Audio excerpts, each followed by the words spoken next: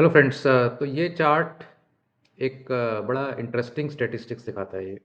इसमें जो प्लॉट किया गया है वो है किसी भी कंट्री का यूएस की तरफ क्या एक्सपोर्ट है as percentage of that countries GDP. तो अगर जैसे ईयू का लेते हैं तो ईयू का कितना एक्सपोर्ट यूएस की तरफ है as percentage of EU GDP divided by US का कितना एक्सपोर्ट है ईयू की तरफ as percentage of US GDP, तो वो नंबर 2 आ रहा है उसमें। तो अभी भी मतलब जितना यूएस एक्सपोर्ट करता है यूरोपियन यूनियन को, आप कह सकते हैं कि फैक्टर ऑफ 2 से मतलब ईयू ज़्यादा एक्सपोर्ट करता है अपने जीडीपी के रिलेटिव।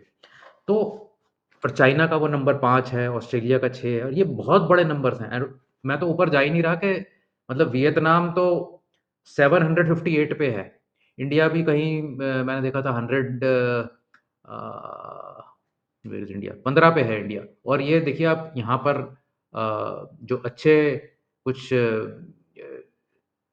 आपके डेनमार्क, स्विट्ज़रलैंड ये भी बहुत ज़्यादा यूएस पे डिपेंडेंट हैं क्योंकि इनकी कंट्री की एक्सपोर्ट यूएस की तरफ एक बहुत हाई नंबर पे है वर्सेस जो वापसी यूएस एक्सपोर्ट कर रहा है। तो अगर दोनों ट्रेड बैरियर लगाने शुरू करेंगे, जैसे अगर यूएस ने कहा हम आपके प्रोडक्ट्स को अंदर आने के लिए 20% लगाएँगे, आप कहते हो नहीं हम भी 20 लगा देंगे। तो आपके तो हैं ही बहुत कम, अगर मतलब उसके 70 गुना ज़्यादा हैं जो आपका एक्सपोर्ट है, तो आपके पास तो कोई नेगोशिएटिंग पावर ही नहीं रही। तो ये बहुत क्लियरली दिखा रहा है कि कितना स्ट्रॉन्ग यूएस मार्केट है versus other markets even with China.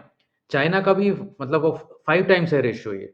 तो चाइना कल ये नहीं कह सकता कि भई आपने टैरिफ लगा दिया तो हमने भी लगा दिया तो क्या फ़र्क पड़ता है। चाइना को हिट होएगा वो, यूरोपियन यूनियन को हिट होगा, इंडिया को हिट होगा। तो बहुत डिफ़िकल्ट है यूएस से जीतना इस फ्रंट पे भी। और जितनी चाइना ने कोशिश करी है कि भई हम अपने एक्सपोर्ट पे ज़्यादा डिपेंडेंट ना रहें, लेकिन अभी भी आप देख सकते हैं कि कितना ज़्यादा ये 2023 या 24 के आंकड़े हैं। कितना ज़्यादा डिपेंडेंसी ऑन यूएस मार्केट है। तो यूएस मार्केट एक मदर मार्केट है, जिसके बिना ये दुनिया नहीं चलती है। ये एक बेसिक फैक्ट है।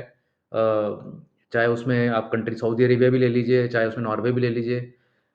जो percentage of GDP of export to US है इन सभी कंट्रीज़ का, वो यूएस का बहुत ज़्यादा है। और यूएस अपनी इसमें जो नेगोशिएटिंग पावर है, वो पूरी-पूरी यूज़ करेगा। तो ये अ, जो अभी ट्रेंड चल रहा है कि यूएस की तरफ एक स्ट्रॉन्ग डॉलर इकोनॉमी चल रही है, ये किसी पॉइंट पे जाके यूएस भी ये कह सकता है कि भई हमें स्ट्रॉन्ग डॉलर नहीं चाहिए।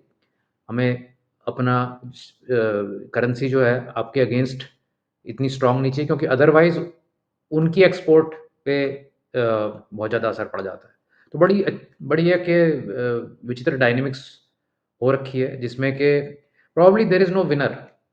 लेकिन अभी ये क्योंकि ईगो एक वो वॉर चल रही है कि भई हमने टैरिफ लगा दिया, तुम झुक जाओ हमारे आगे, वो वाली कुछ कहानी चल रही है इसमें। देखते हैं कैसे डेवलप होता है बट ये बहुत बड़ा फ़ियर रहेगा मार्केट में और ये किसी भी समय कुछ भी ट्रम्प साहब करेंगे और उससे मार्केट वोलेटाइल रहेगी। तो ये ज़रूर पक्की बात हो गई है कि ईज़िली कोई ट्रम्प के साथ नेगोशिएट कर नहीं पाएगा गोइंग फॉरवर्ड। आपको क्या व्यू है आपका? ज़रूर लिखिए कमेंट्स में और कमेंट्स में वहाँ पर डिस्कशन करेंगे। Thank you. बाय-बाय।